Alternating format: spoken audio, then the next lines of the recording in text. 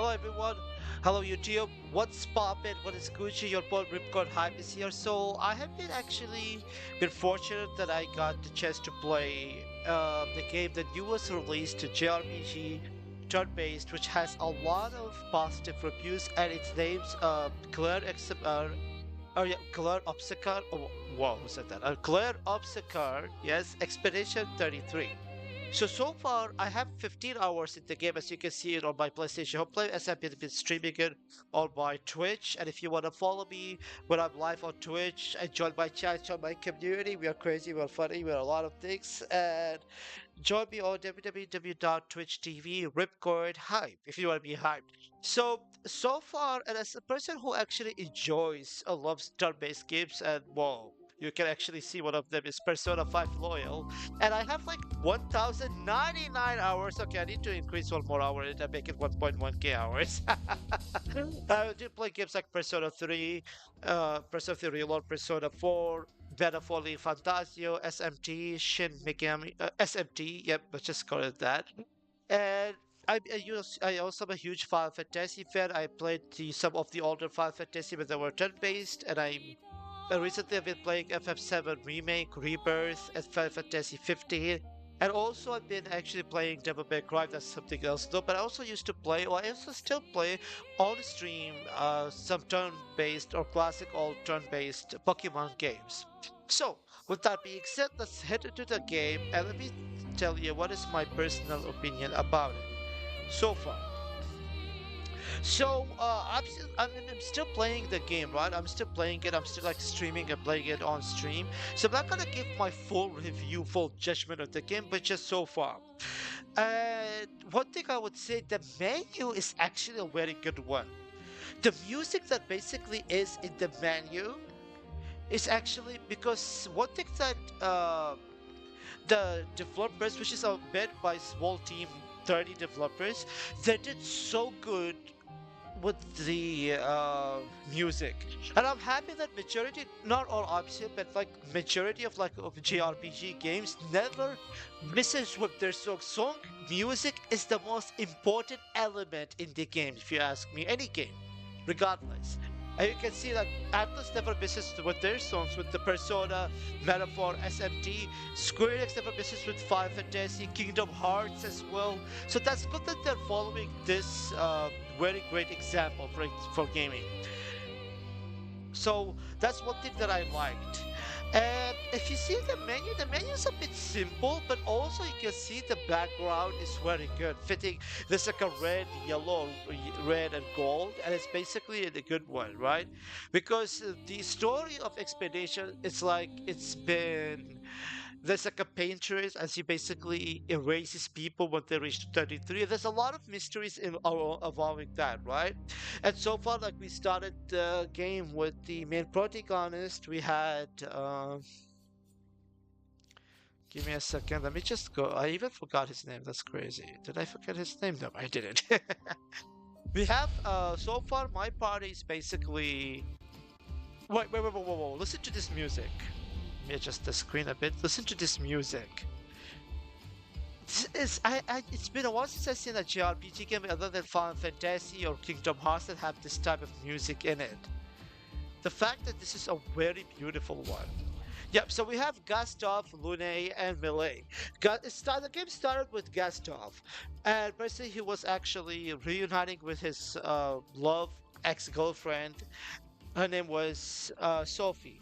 Sadly, Sophie reached to 33, and then he had to say goodbye to her. A lot of things happened, and they're looking for a way to break this, to defeat or stop the paintress. So we've seen them, including Lune, which is personally one of my favorite female characters, and his young sister Melee, and some other people who joined them at the expedition until they met an older virgin. He looked like. Absolutely, I would appreciate if there are not going to be spoilers in the chat. I mean, sorry, I mean spoilers in the comments because I haven't really finished the game. But for what I think, so you can just reply to me like it's like a rhetorical thing. You can reply to me with theory nodded. So I a bit confused because that older man looked a bit similar to Gustav. So I wonder who that person is, and apparently he's not friendly as he cut someone's head off.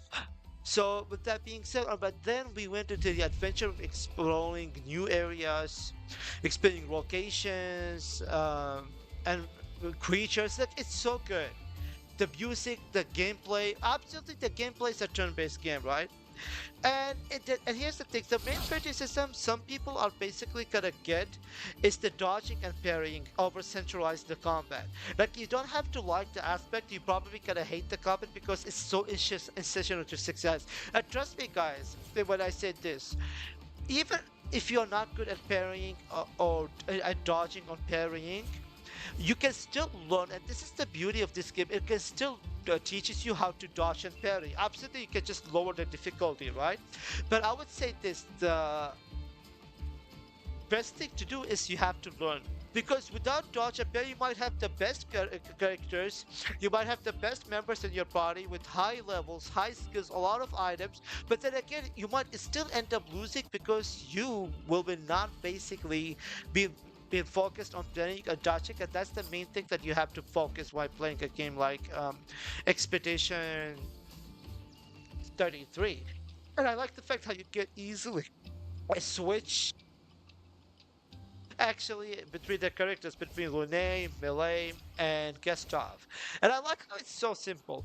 One of my main criticism here is basically when you enter cities or some specific regions, you don't have a mini map. And I see, mini map is not 100% always required for a lot of people, but it is essential because you can get easily lost. And you can go round and round, you don't even know where you're going, right? That is one thing, one of my main criticism about it. But there's when you go out there in the big open world and you go to different destinations, regions, you obviously gonna get the open world that do normal source. You're gonna get the big map. So that is good. Absolutely, you need a map. So that's one thing, and I like the fact that dialogues were there. Like you have, I didn't like the fact there's no auto mode, like which means like you have to press X or square to advance in dialogues. I wish they had an auto mode, just like cutscenes. You just they speak like the characters, like for example, Rube's speaking to Gustav, Gustav speaking to her. We don't need to press X every time to advance in a dialogue. That's like one thing I wanted to do. Out of this, the gameplay, I'm gonna show you a perfect example of the gameplay, but I will go with this boss, but I'm not gonna beat this boss on my video because I need to do that on stream, otherwise Chad will scam me. I just said like, oh, it could probably got an extended hold. I wonder how it is. I'm using my currently PlayStation remote, so it might lag a bit, but do not worry, the stream, the quality will be high, and I'll be posting it on my YouTube. So, with that being said, and I like the fact that we have this. Every time there's no manual save so far. I think from what I've seen in the game, there's an auto save, which is good. The best thing that you get an auto save, right? So every time you go at this, you can consider this like a checkpoint, but actually it is a rest point, which also been seen in Soul games like Dark Souls 3, Elden Ring, Sekiro, I guess. And you can rest here to get full MP, HP, and MP, and also you can fast travel. You have to unlock it though. You have to unlock this checkpoints or this rest points. You have to find them, and you can also upgrade attributes. And so far I have Gustav at level 10. I have Melee at level 9. I have Lune at level 9. So you can, it's good thing that you have. You can vary between variety, might, agility, defense, and luck. And they also have a huge factor. So velocity is basically your health. Might is your attack power. Agility is your speed. Defense is basically defense. Luck is your critical rate. That's the thing. You also can learn the skills. You can unlock them. And every time I have noticed, like when you do that, like for example, we had only 1 point required. Like you need a skill points to be available so you can unlock that, and you can basically get them by playing the game, going into battles, grind as well. But one thing I don't know how I feel about like now. For example, these skills, the Lumle Assault, right? And then we have the Overcharge, they required 1 point. And then every time you unlock some skills, they increase like from 1 to 2 to 3 to 4 to 5. And now they go much more as 6 to 9 because they want you to actually play the game and grind. Which I don't mind. I don't make it as an excuse. But I think that was similarly made to in FF7 or Final Fantasy 7 Rebirth, well, you unlock some skills for Aerith, Cloud, Tifa, Barret, and when you every time you unlock more skills, it gets more expensive. Like you need more points to unlock them. They're not gonna be at the same price. Like for example, one, you unlock that with one, you unlock that with two, you unlock that with three, but the other's gonna be four, five, six, seven. They will increase. And then some lock ones I did not unlock them, for example. So that's a very interesting thing. And then the fast travels are very good. So far in this region, I have to go to the giant Bell Alley, right? So let's watch it. And I like the fact that the voice actors did a perfect job with this. To be fair, they did a very good job with this. And they have a good sense of humor as well. Like, let's watch this scene, guys.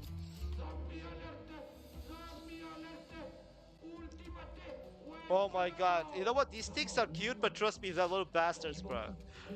They want a real fight with us, despite they know we are not basically bad people. What the fuck?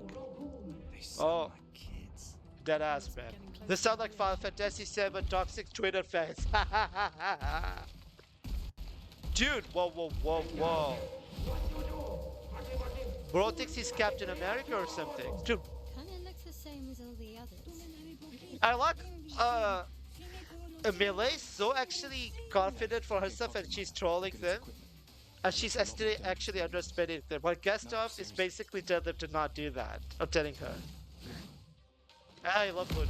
Bro, her voice actor, her personality, her model is beautiful. Guys, look at this music. Listen to this music. See, that's perfect dodging right there. That's perfect dodging and jump. If you don't want to do that, at the very least, you're not gonna get ahead with the game.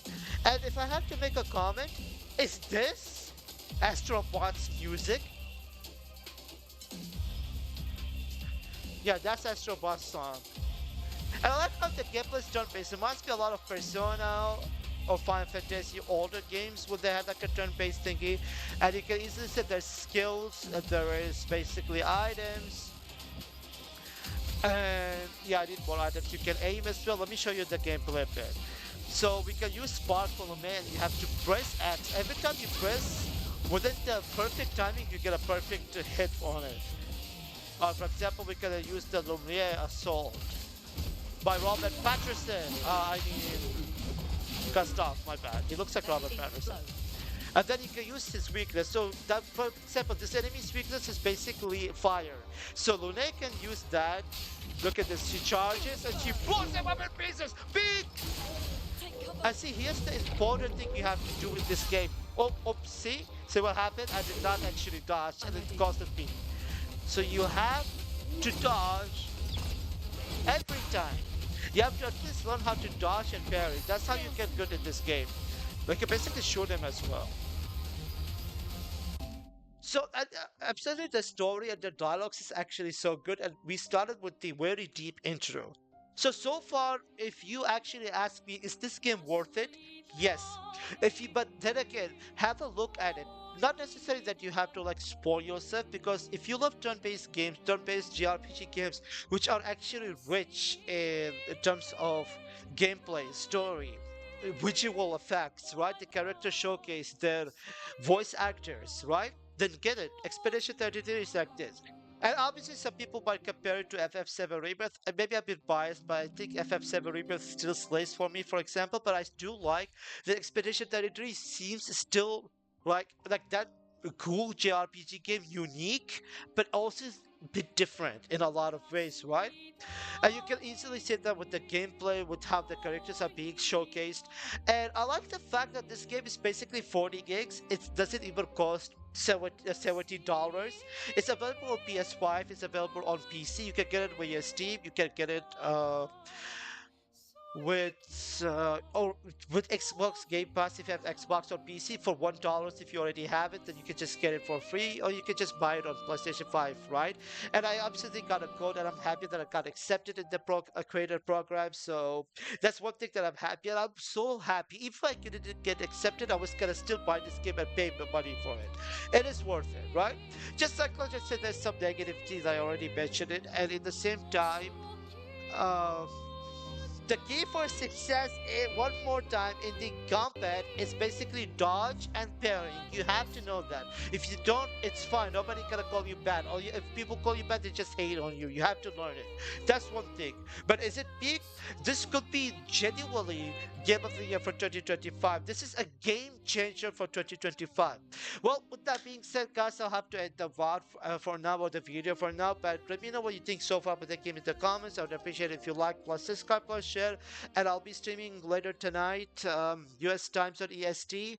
So if you want to catch up my streams, all you have to do is follow www.twitch.tv RIPCORD Hype. With that being said, all seven soldiers, see you later. Have a wonderful day.